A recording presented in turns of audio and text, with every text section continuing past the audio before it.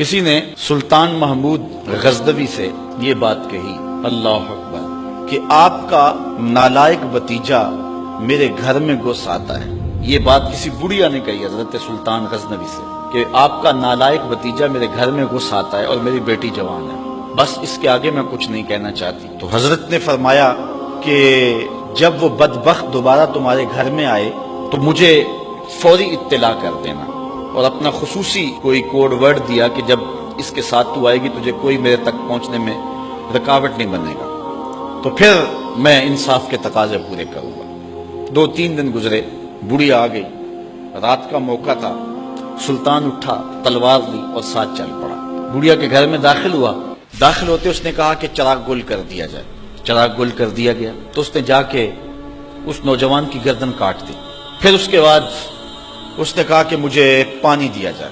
اس نے پانی کا کٹورا دیا، اس نے پانی پیا، پھر کہا اب چراغ جلا دو۔ جب چراغ جلایا گیا تو اس نے لاش کو دیکھا اور کہا الحمدللہ۔ بڑھیا نے کہا کہ مجھے بتائیں کہ آپ نے یہ 3 کام بڑے عجیب کیے ہیں، جب آئے ہیں تو چراغ بند کروایا ہے، پھر پانی مانگا ہے، اور پھر الحمدللہ کہا ہے۔ تو بادشاہ نے ٹالا، کہا کہ اس راز کو راز رہنے دیا جائے، لیکن بڑھیا ضد کر گئی۔ تو بادشاہ نے کہا سنو کہ تم نے کہا تھا کہ آپ کا بھتیجا ہمارے گھر میں گھس آتا ہے اور میری بیٹی جوان ہے، تو جب میں تمہارے گھر داخل ہوا تو میں نے چراغ اس لیے بجھوا دیا تھا کہ کہیں عدل کے تقاضے پورے کرنے میں رکاوٹ نہ بنے اور بھتیجے کا چہرہ مجھے انصاف کرنے سے روک نہ دے، تو میں نے اس لیے چراغ بجھوا دیا۔ کہا بات سمجھ آ گئی۔ تو کہا آپ نے جب چراغ بعد میں روشن کروایا تو الحمدللہ کیوں کہا؟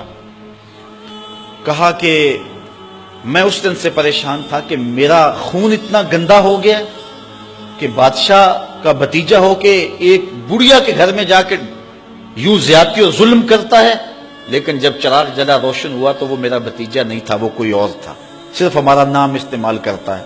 تو میں نے کہا الحمدللہ، یا اللہ تیرا شکر ہے کہ میری نسل اتنی گندی نہیں ہوئی ہے۔ تو کہا آپ نے پھر فوری پانی منگوایا اور پیا۔ بادشاہ نے کہا بڑھیا یہ راز رہنے دو، یہ نہ پوچھو۔ بڑھیا ضد کر گئی کہ نہیں مجھے یہ بھی بتاؤ۔ تو کہا بڑھیا پھر سن، جس دن سے تو نے بتایا تھا کہ آپ کا بھتیجا میرے گھر میں گھس آتا ہے، اس دن سے نہ میں نے پانی پیا تھا نہ کھانا کھایا تھا۔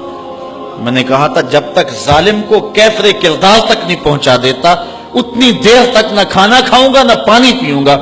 اب ظلم کا انجام تو نے دیکھ لیا، اب میرا اتنا حق تو بنتا تھا کہ 2 گھونٹ پانی کے پی لو۔ تو آج نام بھی تو انہی کا باقی ہے، آج ذکر بھی تو انہی کا باقی ہے۔ جن لوگوں نے عدل و انصاف کے بخیے ادھیڑ کے رکھ دیے پھر حرف غلط کی طرح مٹ جاتے ہیں، ان کی قبروں کے نشان بھی باقی نہیں رہتے۔ دنیا کے اوپر کتنے لوگ تھے، رضا شاہ پہلوی دیکھ لیں، ایران کا شہنشاہ ایران دیکھ لیں، کہ پھر بعد میں دیکھیے کہ ان کو قبر کے لیے جگہ نہیں مل رہی ہے۔ تو جنہوں نے عدل کیا، جنہوں نے انصاف کیا، تو زمانے کے اوپر نام انہی کا رہتا ہے، اور کسی ملک میں کسی جگہ پہ عدل و انصاف سے ہی ملک اور وطن قائم رہتے ہیں۔ الملک یدوم بالکفر ولا یدوم بالظلم، ملک کفر سے تو قائم رہ سکتے ہیں لیکن ظلم سے قائم نہیں رہتے۔